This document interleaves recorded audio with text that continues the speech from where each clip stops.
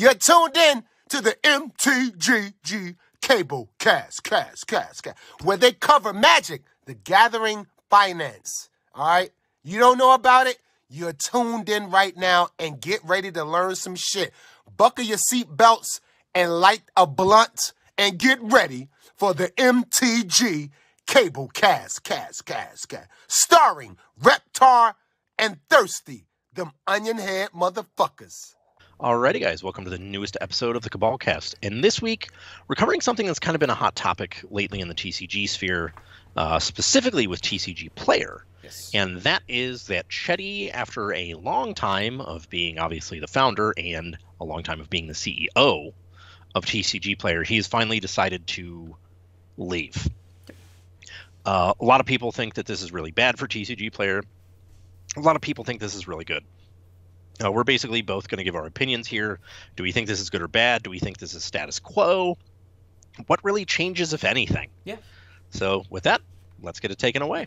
So this is something I touched on a couple months ago when I discussed the parallels between what happens when a larger tech company comes in this instance eBay, and buys out a smaller company, in this instance TCGPlayer, and the parallels between what I saw at my job and what we would see at TCGPlayer. And this is the script. This is basically the last step in the organizational mending, and it is kind of out with the old and in with the old.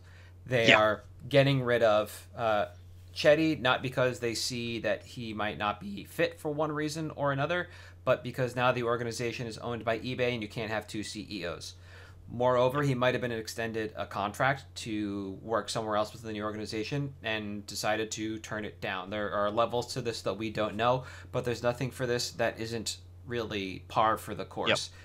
Yep. In some instances, that CEO may remain. They might actually extend them a comparable title for that organization, depending on how things are structured. It doesn't happen all the time, but you will see that. And that usually comes when that CEO is, one, great in the realm, and two, has offered the community and the organization a great experience, which I believe is something we both will talk about when it comes to Chedy. Yeah. So, for me, par for the course, as expected. This isn't even a blip. This is just, yep. This is what happens. Here we are.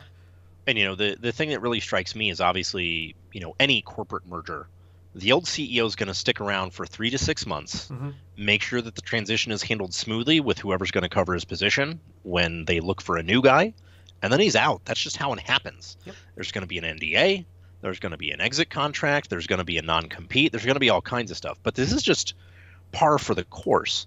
Now, I will say, I think it is kind of convenient timing, and that this comes on the heels of all the TCGPlayer union busting complaints. Yes, yeah. Which may have actually aided in his departure being faster, because eBay actually has a fairly good workman's rights record. But the main thing is the announcement. Sorry, we'll start with that. Dear valued customer, as a trusted customer, I'm writing you today with an update. Happily poured my life into building TCGPlayer over the last 25 years. It's had an incredible impact on the local brick and mortar stores and the broader collectibles community. Today, I've made the decision that I'm stepping down. And he basically goes on to say, I'm going to spend time with myself. Here's all these labor awards we've got about being a best workplace for women, best workplace in Syracuse, our team of 600. But really, the important things that he oversaw at TCGPlayer that are important is obviously the creation of TCGPlayer, the creation of the direct program, and the creation of the SYP program, which, interestingly enough, if any of our listeners are SYP, there was a suspension of SYP service while all the union stuff was going on. Don't know if it's related legitimately. It may have been something else, but that did happen. So he obviously saw a lot of success there, because for those of you that grew up in the dark ages of Magic, it was Star City, Card Kingdom, Gathering Ground, or bust. And that was it. That was all you had. TCGPlayer enabled backpackers, brick and mortar, everyone to sell their cards, which is obviously a good thing. Now, that said, eBay, courtesy of people like Dan Bach, formerly of TCGPlayer, obviously had a big role in TCGs during that time as well, which is important because when he mentions Gene Cook, who is now eBay's VP of Collectables. He literally does have decades of experience in this category because he was one of the people that got eBay to start doing collectibles way back in the day. Well, maybe not way back in the day, but in the early aughts. Yeah, 2009 when he came on board for the first time. Yep. And those halcyon days of Legacy Grand Prix. God, those were great. Rest in peace. Rest in peace. But notably, Gene Cook oversaw some changes in eBay as well. Obviously, the expansion of the collectibles market. Different fee structures as it pertains to collectibles compared to the rest of the website. For those of you that don't run the Troll and Toad model of selling literally everything on eBay, different categories do have different fee structures depending on what they are. One of the other important things that he's kind of been involved with was basically, getting this eBay partnership with CGC, CSG, PSA going. All of these are good values for the hobby, I think. Now, granted, for now, nobody's paying the fees on those authentication services. You're just losing time. Someone will be asked to come home to collect for that one day, and it's probably going to be the sellers because it's just how it is. We, as the sellers, always get the short end of the stick. One of the interesting things about Gene, though, and this is something you actually found, was his involvement with the Mint Collective. So Mint Collective, which is now powered by eBay, is basically a bunch of people that are trying to get to like the next level of tech in the collectible sphere. Now it's really just a big self-congratulatory pat on the back gala in Las Vegas every year, because I am a firm believer that no useful conferences are ever had in Las Vegas. No, never. You're not there to do anything. You're just not. I mean, you are, but it's not what you're supposed to be there to do. Yeah, it's not to play in the Grand Prix. It's not to go to this convention. You're gambling and going to strip clubs and banging hookers and doing blow. That's just how it is. That's a weekend. Yeah. Now, he has a couple of speaking panels here, and the notable thing about this is all of your panels are like people like him, Gary V, Logan, like people like that. That's just, okay, here's a bunch of people who are personalities in the industry who may or may not have ever actually existed in any level but where they're at now in the industry, giving their opinions. But this is important because guess what? Those people have clout. And when people talk, or when they talk, people listen. So I think the really important thing here is, as you said, this is just business as usual. This doesn't change anything for TCGPlayer, except for maybe making the unionization stuff actually a little bit easier. Is that correct? I would guess so, based on the fact that like eBay has that the policy. I thought I copied it of just saying like, yeah, you have absolutely every right to unionize. Go for it. And TCGPlayer seem to dig their heels in and say, no. Yeah. There's a filing they did in February where they said our business is primarily non-unionized, but we do have work councils outside the U.S., which is basically what they call unions outside of the U.S. So I think this is good in addition to just really like their labor rights record is a little bit better than TCG's was. And I don't know if that's from like a Silicon Valley influence or just not being shitbags. No offense, Chedy. But that seems to make it a little bit easier to me. Yep. I think it's better for the players. And I think that if you look historically at eBay, they've been, in terms of e-commerce, probably on the cutting edge of the category forever. Yeah. Despite the constant back and forth with PayPal, whatever. Yeah, that's neither here nor there. Everybody else is trying to be another eBay. And they're doing it in their own unique ways, but they're not as convenient, not as large, not as accessible, etc. as eBay. Overall, I think it's a fine move to put Gene Cook on top of TCGPlayer. One of the things that I found constantly while searching was not actually what Gene is necessarily there to do, but what Gene wants to do with the entire category. And every interview that you can find, every blurb that he wrote, which is not many, centers around the idea of community and bringing sellers and vendors together in a meaningful way. And those are very specific words that Gene continues to use in all of this marketing and all of this copy. And I don't know exactly what that means, but Gene is out there. When he first came back in October 2022, his first week was spent at New York Comic Con, looking for eBay vendors and talking with anybody that would listen, essentially, either vendor or consumer of products on eBay, trying to get a handle on what the collectibles market currently look like. And it seems like Gene is looking to go both wide and tall in this vertical and create a space that's more friendly than TCGPlayer was. And when you sit down to consider, well, was TCGPlayer friendly at all to anyone? The answer is pretty much no on both sides of the coin.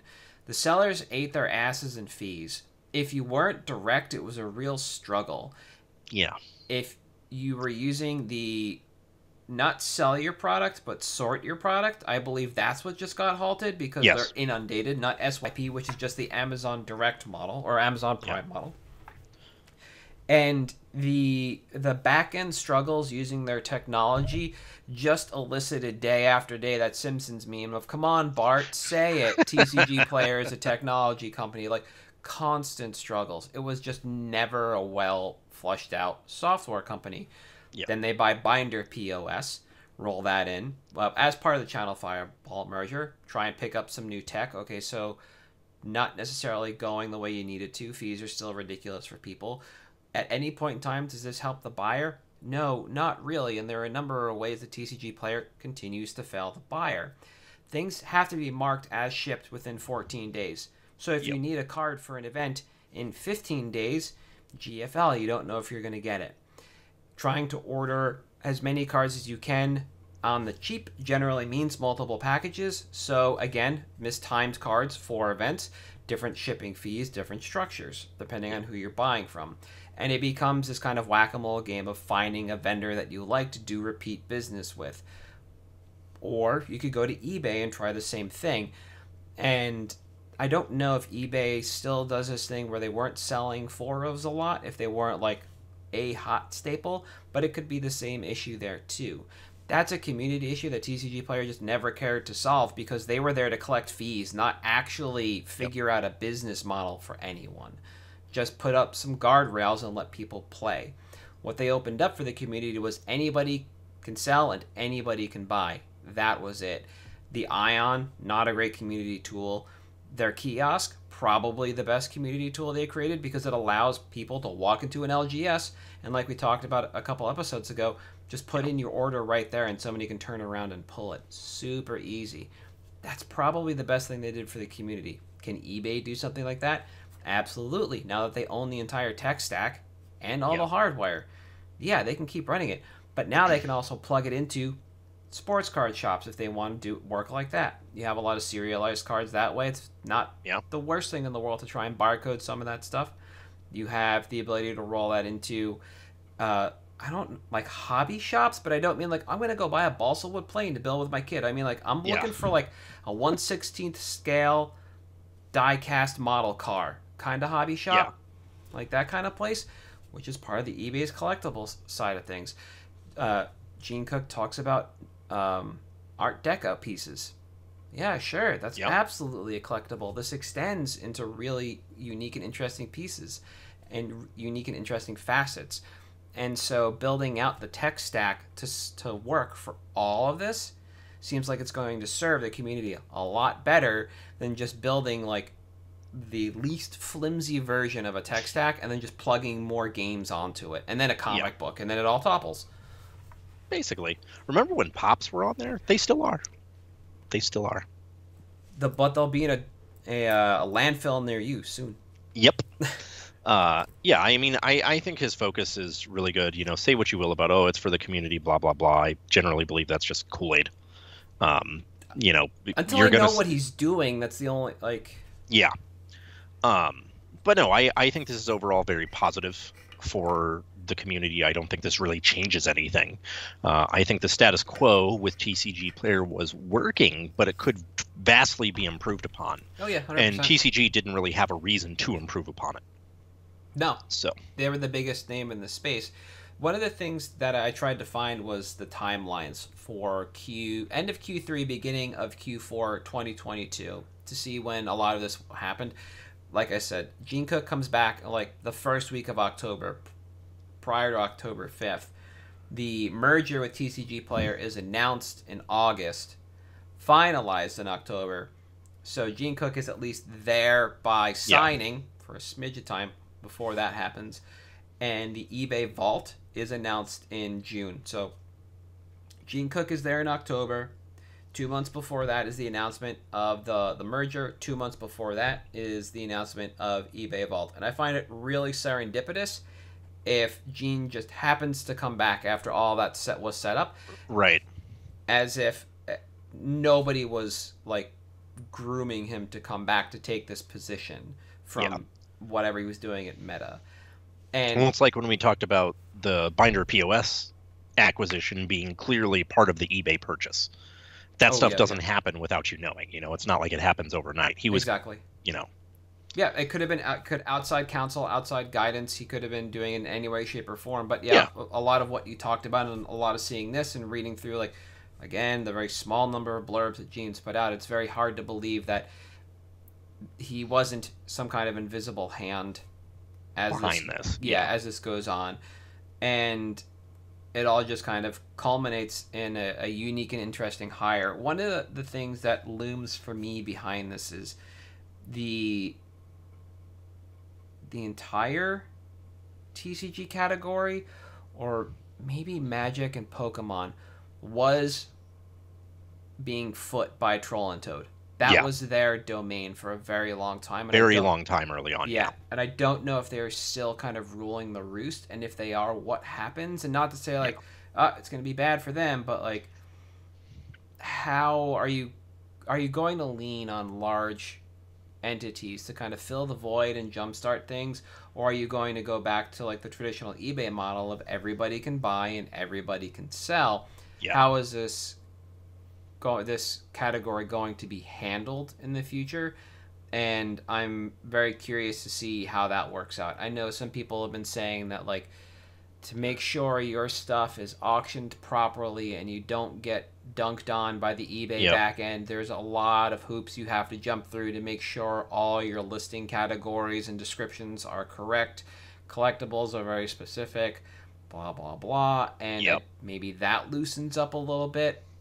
When I was reselling some of the figures that I was buying as I was like upgrading to like MIB stuff, like selling a collectible like that was wicked easy. You just typed in what you're searching for in Teenage 1987 Shredder inbox. Well, not even that. You would just type in like Teenage Mutant Ninja Turtles, and then it would say, okay, cool, what year? You pick your year, and then like everything else popped in. Goes from there, Yeah, I didn't have the same kind of experience. I did some Magic card stuff on there as well. It's also, again, very easy. A lot of those hoops didn't exist yet.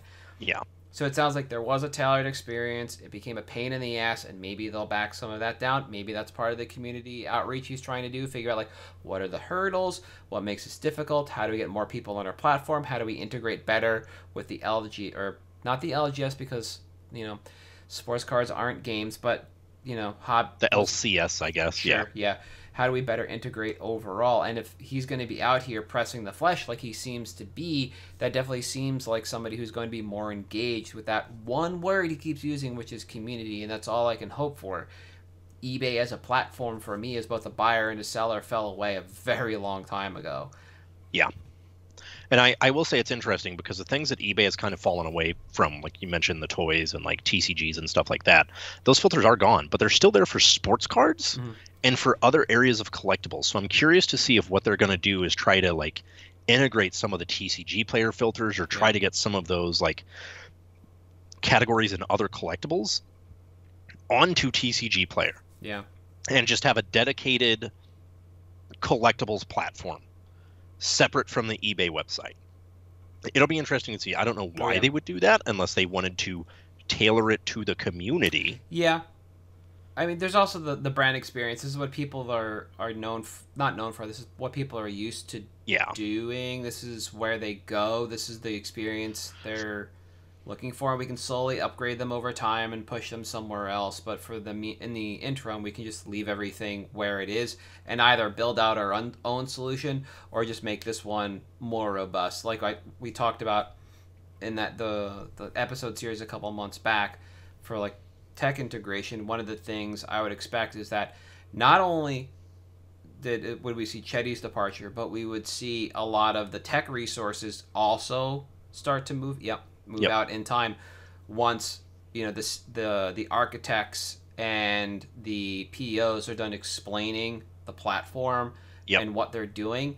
eBay can just kind of come through and bulldoze whatever job, software, tech they want to, because we've cannibalized all the good bits and the rest can go away. All we need is the domain knowledge. We don't need all the worker bees, and from there that happens. So we might see some interesting changes over time to the TCG player platform. It's not like they fucking announced anything anyway when they changed stuff. Like they didn't announce when they swapped over from whatever it is to the React framework, but anybody who's dealt with that could tell you that's what happened. There was no announcement, so it could just be another quiet update.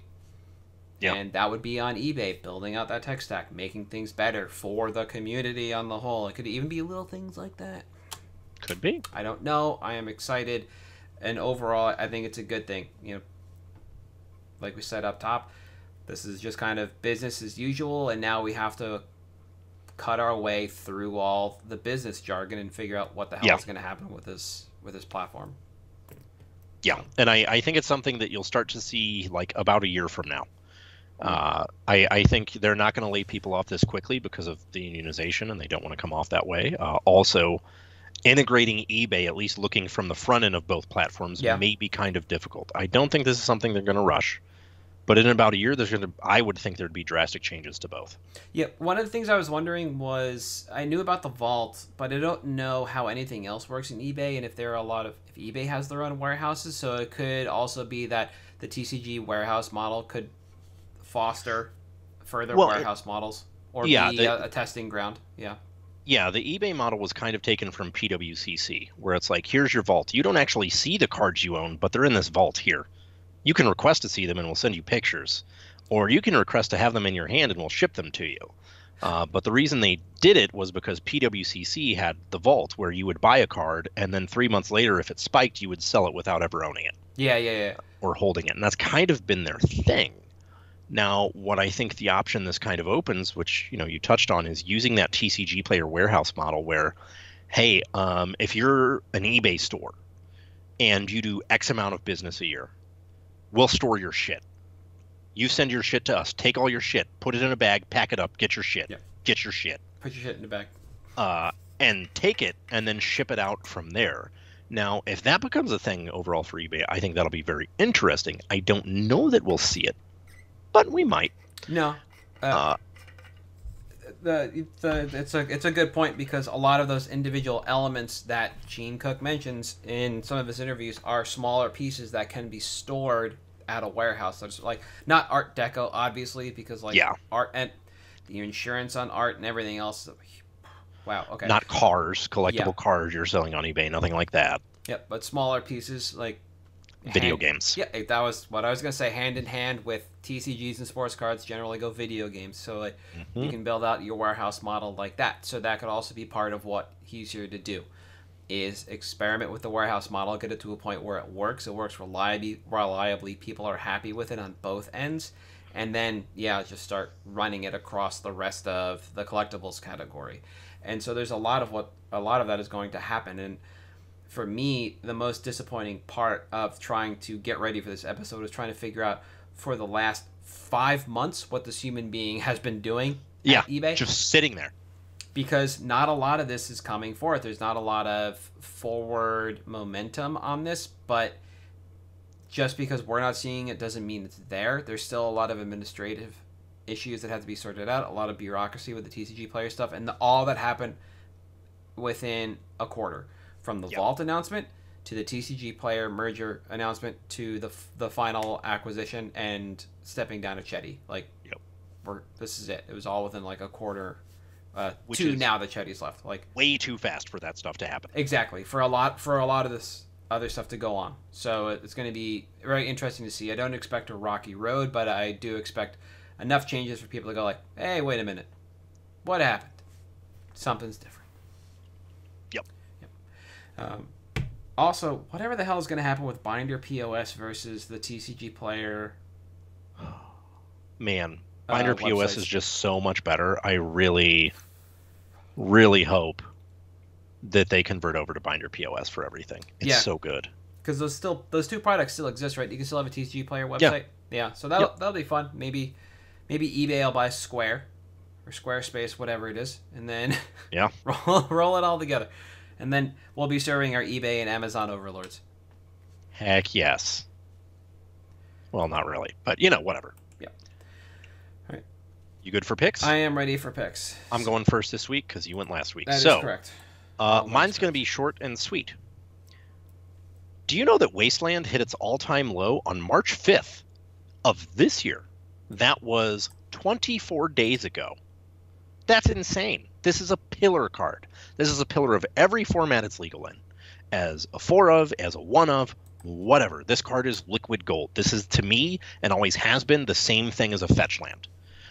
Because people need this card. They want this card. EDH players love this card. Yep.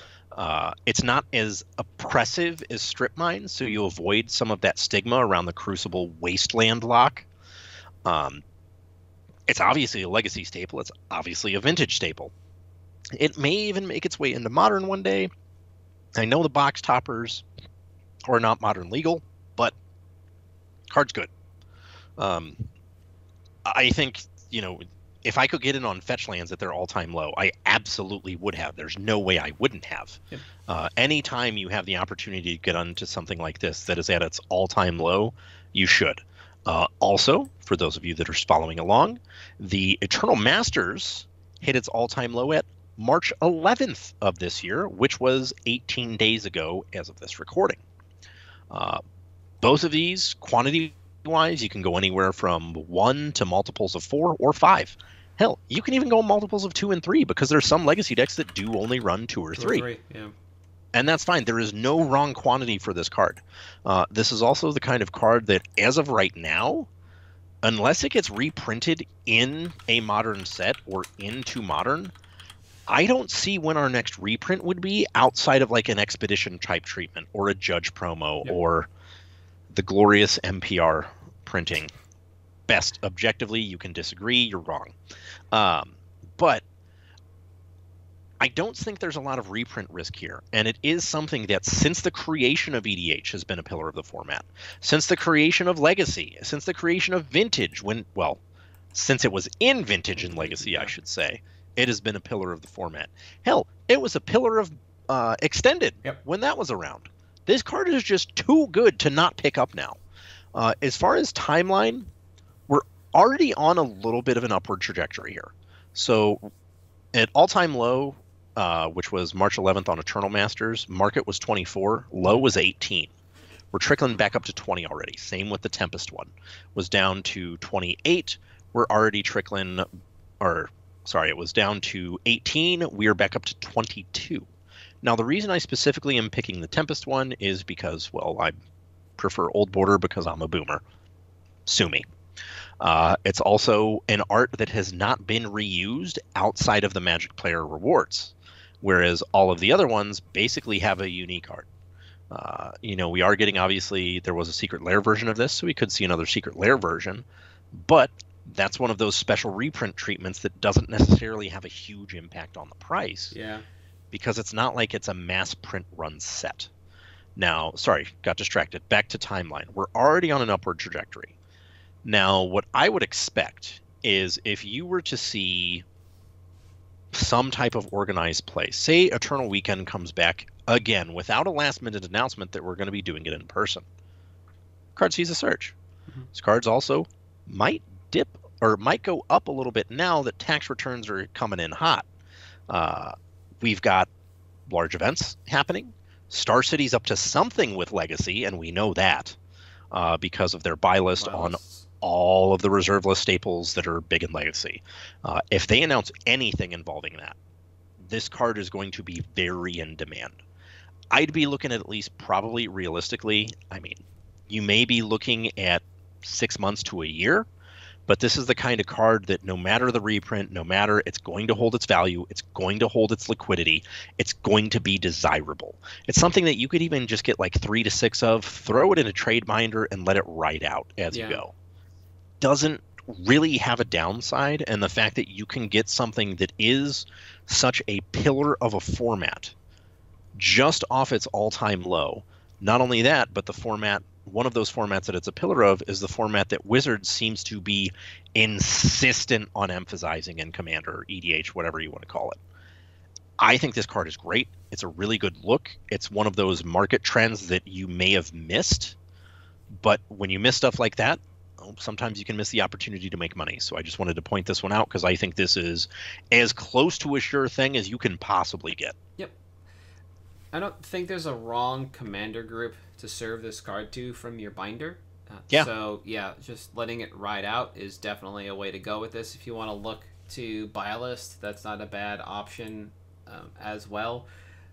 There's no version of Wasteland on the CK buy list that is below like their nominal value of like 50 or 55%. They're all 55 to 65. Yep. So we are seeing some demand from vendors as well. So like you said, pick them up. You have a longer timeline for it than you might think at like 6 months, which is good. If your commander group isn't like, or the commander players you're serving aren't quite into land destruction like this, that could make it a little bit of a longer hold. But I think it's just fine bait as well, because you're not really seeing it pop up that often in binders either. It is a little rarer now. And so I think it's just a fine look overall to pick up and hold on to, if whether you decide to play it or not. And especially if you're going to be playing it, then yeah, buying in at the low is definitely where you want to be. It's also, speaking of buy lists, the kind of thing that just never isn't on buy lists. Yeah, people will always pick it is always liquid. It will always be, look, I fucked up. I need the money now. I'm overcommitted, overleveraged, whatever. You can guaranteed buy list it to someone. Yep. Your LGS always needs this card just as much as the big guys. Yep, absolutely. The only thing I want to point out before I take over for picks, and I just learned this today on the receivables. So if we take a look at the Secret Lair land series just Secret Lair series for this art, the Wasteland is destroying Library of Alexandria. Now, these two cards didn't really coexist at the same time. What I found out was that Strip Mine was in fact the answer to Library of Alexandria. Yep. Printed explicitly for that purpose. That is what it was, and you could run 4 Strip Mine until Wasteland was printed, and then Strip Mine was restricted. Yep. But there is no job for Wasteland to do in that regard anymore. You had the Tron to break up, and that was about it, because the best thing you could be doing with Tron was basically casting Triskelion, Trash Can Man. And so I find it really funny now, ironic, that Library is on this Wasteland art when it was, in fact, Strip Mine that was built for the job. That was the natural predator. Yep. Yeah. Like, you've got one job, then this is it. And then everybody realized shortly thereafter that Strip Mine did a lot of jobs. And Wasteland did one. Yes. Needed to be fixed.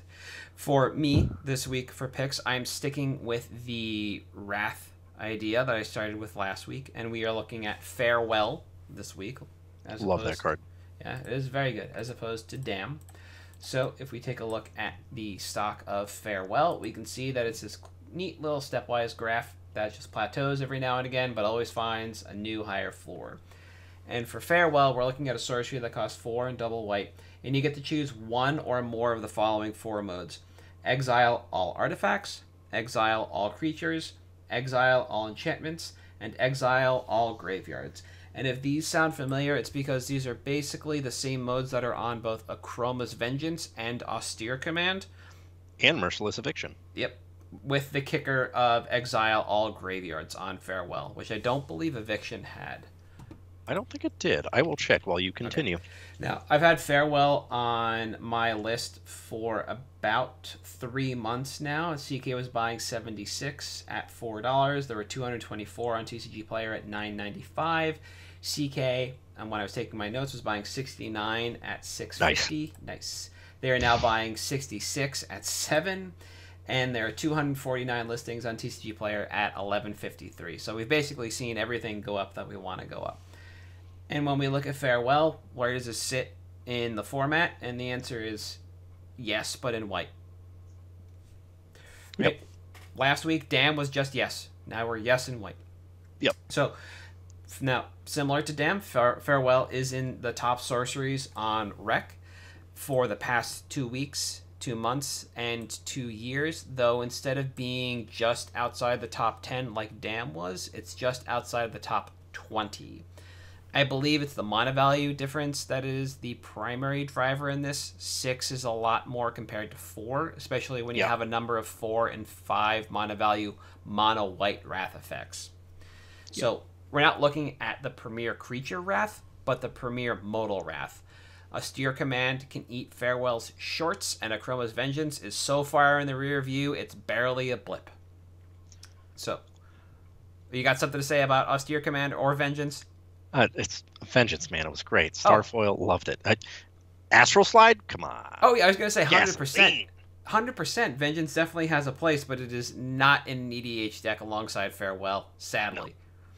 So, where would I expect this to see play? Well, exactly where it is, according to Rec. Decks playing white that want to play a more protracted game. You might be looking to, quote, wrath the board and take over that same turn or the next, but your setup takes a bit of time, and you need to control not just for creatures, but also enchantments, artifacts, and graveyards to ensure your route to victory in the mid to late game. So what do? You look to Farewell. You can also look to Austere Command and Vengeance in these like mid to late game spots, but Farewell is the first one of those 3 that you're going to actually be looking at. Yep. From a timeline standpoint, when we check the stocks graph like we saw before, we have seen 2 price plateaus into a spike, and I believe we're currently in the 3rd plateau, meaning we might see a spike in the next 2 or so months. Based on sales velocity alone, though, I would expect this to happen a little further out, maybe 4 to 6 months, as individual players move their copies to TCG Player to make a bit of cash, and that'll float both the quantity and the price. If we were to buy in now, I would expect to be able to turn this around for profit at about the 3-month mark, and I wouldn't worry about any kind of price drops as Neo rotates out in 2023 Q4. Yeah. So that would be basically turning it back into market via trade or TCG Player. We'll be able to make a little bit of coin there. If I were looking to move this to buy list, I'd be looking at that 4 or so months out, right? Provided that CK can find stock. If they can't, then their price is going to jump faster and shorten the timeline. Yeah. And right now, do I still have it up? I do not. I can pull it up. Their stock numbers for Farewell, CK stock numbers for Farewell, because they only had 1 or 2 in stock, much like Dam the week before. CK currently has 0 Farewells, nothing Burger for any version of this card. So that might shorten the buy list timeline. Yeah. Reprint equity is a little weird. Standard seems to be the place to iterate on the 5 and 6 mana value wraths, so I wouldn't expect this to see play again there. I really wouldn't expect the reprint. They keep riffing, but they don't come back to anything. Yeah. But I would expect to see this replace a card like Akroma's Vengeance in Commander products in time. I don't think we've seen Vengeance for some time, so if they ever decide to go back to this, like... This is the one. Yeah, this large scope wrath, this is the one. Vengeance seems to catch a reprint in supplementals once every 2 or so years, but I think we're right about 3. And if this replacement happens, I don't think it'll stifle demand at all. So we're about 3 years out from the last Vengeance reprint, and it could be that they just wanted to keep fiddle farting around and making a wrath like every year in Standard. It costs dirt, so why reprint Vengeance? You don't have to. Well, we are 3 years from the last Wrath reprint, but you know what came out 2 years after the last Wrath reprint? Not Dam. Farewell. Yep, there you go. But we've also had we've had the Black Wraths in Standard. Fair, yeah. Not Merciless Eviction, the one from Ikoria that does odds evens. Yeah. Right. we've got stuff like that. But yeah, it's been a minute since we've had like end hostilities or something else. A big white wipe like this. Yeah. That isn't not planar rebirth. Oof. What's the white one that costs like 6 that just murks everything? Planar cleansing. Planar cleansing. We get that one in a core set every now and again, and people forget about it because it's miserable to cast in standard. It's so bad. Yeah. By quantity, I honestly have bought every copy of this card that I find at my LGS, so I've got about 2 play sets.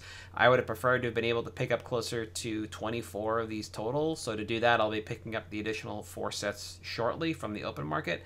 I honestly don't think there's a ceiling for buying into this card, because the demand will never cease.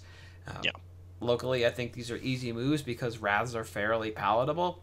People can win shortly thereafter. Wraths aren't Cyclonic Rifts, so people aren't too irked when the follow-up play is pass, as opposed to Sorcery Speed Cyclonic Rift.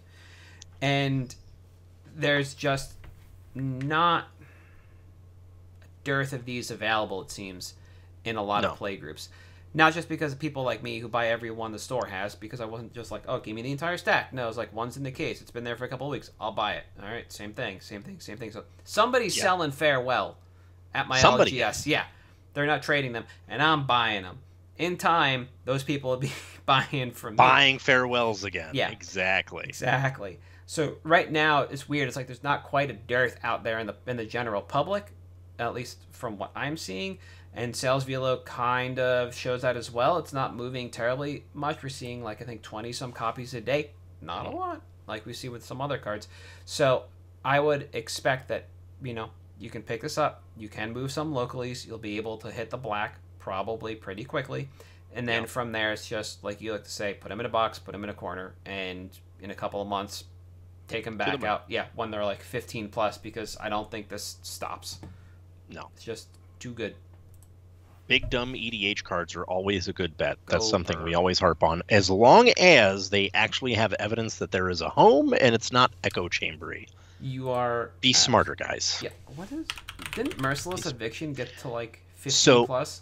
I think so. Merciless Eviction also does not hit graveyards. It can hit planeswalkers, and it is only choose one. Exile all artifacts, or exile all creatures, or exile all enchantments, or exile all planeswalkers. Choose one. Oh no, it flashed up to like... Oh, like 5-ish. Yeah, 5 from nothing. 4 it was 5, like... Yeah, this is like under $1 for, I don't even know. Jeez. Ever, and then became a $5 card. Yeah, then a $5 card. Then it gets reprinted once, and it's back into the ground. But yeah. Okay. Yeah, that'll do it. But yeah. And Double Masters. Yeah, I think I've been sitting on putting Farewell on my list for a little too long, and so we definitely have missed some of the obvious buy-in points, but I think we're in a safe space now to do it. I think the history based on the plateau happening right before a spike, the plateau is always good. Yep. Yeah. Market behaves the way it does in the past, evidence that it's going to behave that way in the future. Absolutely. And I think I did bring up the point about, like, I think we're insulated from the 2023 Q4 rotation. Yep. Because this is one of those cards that, when it came out, was priced correctly for EDH, and it's just demand that pushes it up, just like Panharmonicon, just like Paradox Engine. Yep. Go Oathbreaker. All those. Yeah, all those. These were all priced correctly to start, and we're seeing the appropriate movements over time. And it's not like standard players are going to be dumping their farewells and tank the market at the end of the year. I think we're just safe to ride this out. So that's where I am for this week. Solid. I approve. All right. Anything else before we cut out? Nope, I'm good. All right. So for at MtG Cabalcast on Twitter, Facebook, Patreon, and YouTube, I am at Halt. I am Reptar. You are at Thirsty Sizzler. And we'll see you next week.